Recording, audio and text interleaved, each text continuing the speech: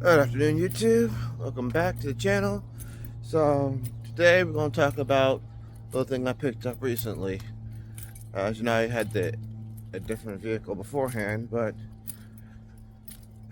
things happened and I had to let it go. So patience prevailed, and I recently was able to get a new daily driver that I can also turn into a project car, make it look nicer, and a bit of a restoration because it's old and it's previously salvaged, but it's drivable and we're gonna run with it. So without further ado, we're gonna introduce you to what I call Project Umeko.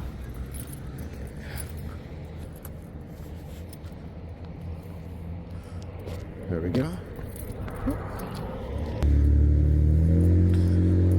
This is a 2005 Honda Accord Coupe LX 4-cylinder. And yeah, this is my current set of wheels from a job. As you can see, looks like it's been damaged on the side here, so the door got replaced. The interior is black inside there and tan the rest around. And the front bumper here is a darker shade of red than the rest of the car, which has typical, from what I've noticed, Honda oxidation. Come around to the back here. The stock standard taillights, a little messed up bumper there. Stock 17-inch wheels and tires. And here, missing mirror cap, but the mirrors function. So yeah, I'll take you inside.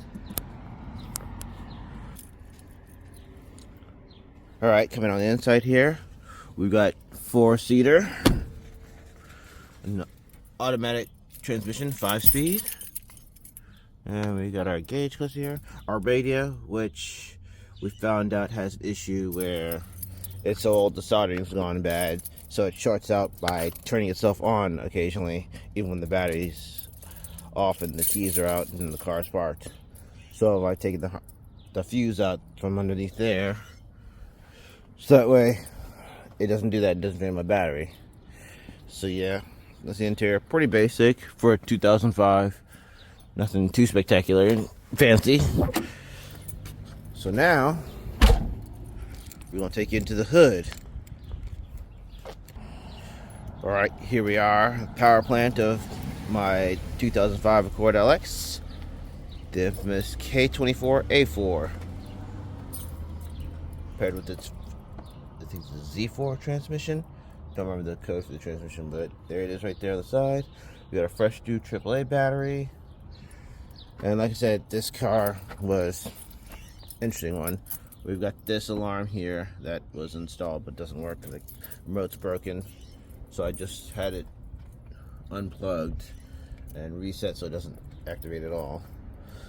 We got our power steering, which was giving us problems, but we'll delve into that in another video. Outside of all things considered, car starts up, runs pretty good. Everything works as it should be. And later on in videos in the future, we'll get into different things that are wrong with it as we work on fixing it and improving it.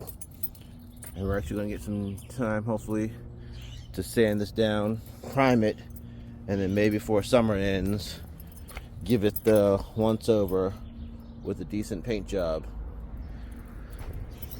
and make it look a little nicer. Maybe we'll throw in lit side skirts kit, and yeah, we'll be ready to go. So that's pretty much about it for this car. Pretty nice car for its age, and the best part is it's sitting at about 191,000 miles right now, which is impressive for the fact that it still runs really well.